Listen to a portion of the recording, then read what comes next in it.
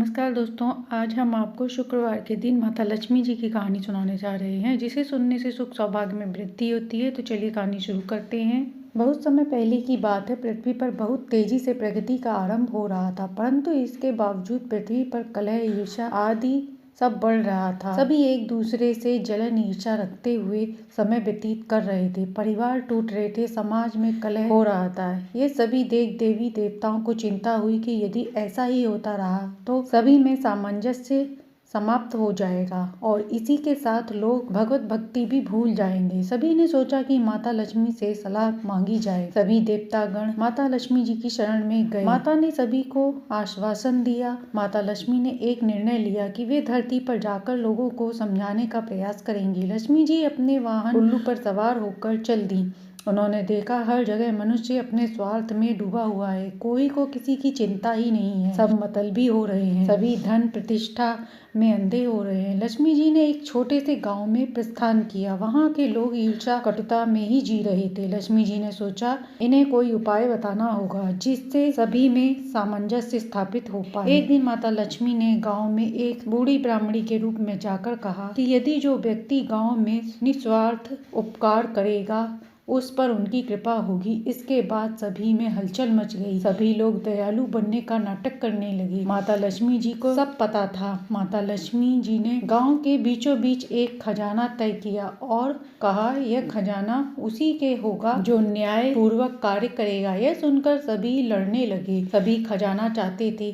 सभी एक दूसरे के खिलाफ खड़े थे।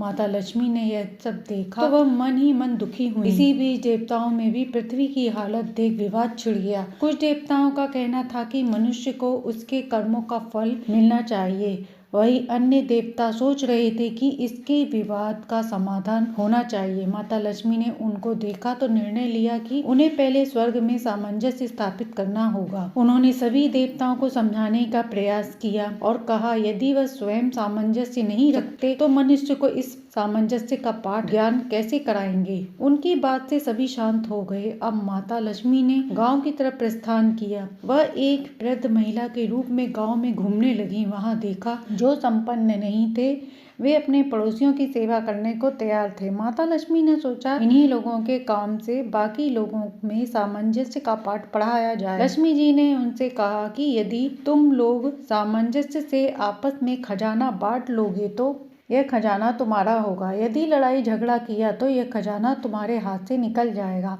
उन लोगों ने माता लक्ष्मी जी की बात पर ध्यान दिया और प्रेम पूर्वक खजाने को समान रूप से आपस में बांट लिया। धीरे धीरे उनकी दयालुता का पाठ का प्रभाव पूरे गांव पर पड़ा। लोगों ने देखा कि सामंजस्य प्रेम से समाज में खुशहाली आ रही है। इन सबसे माता अत्यंत प्रसन्न हुई और उन्होंने अपने रूप में आकर कहा मैं तुमसे प्रसन्न हूँ। तुम लोगों ने यह साबित कर दिया कि प्रेम सामंजस्य से बड़ा कोई गुण नहीं है। मैं आशीर्वाद देती हूँ कि यह गांव हमेशा फलेगा फूलेगा। इससे न आसपास के गांव के लोग ही नहीं बल्कि देवताओं को भी सबक मिला। सभी को समझ आ गया कि ईर्ष्या कलह से नाश होता है। इसके बाद माता लक्ष्मी स्वर्ग आईं और उन्हें यह बात ध्यान आई कि धरती पर एक बड़ी योजना बनानी होगी, सामंजस्य बैठाना होगा। उन्होंने एक योजना के तहत विशेष दिन बनाने का नियम लिया। इस दिन सभी साथ प्रेम पूर्वक समय बिताने लगे। लक्ष्मी माता ने यह पर्व मनाने के लिए अपने दूतों को धरती पर भेजा जिससे धरती पर माता लक्ष्मी का नाम हुआ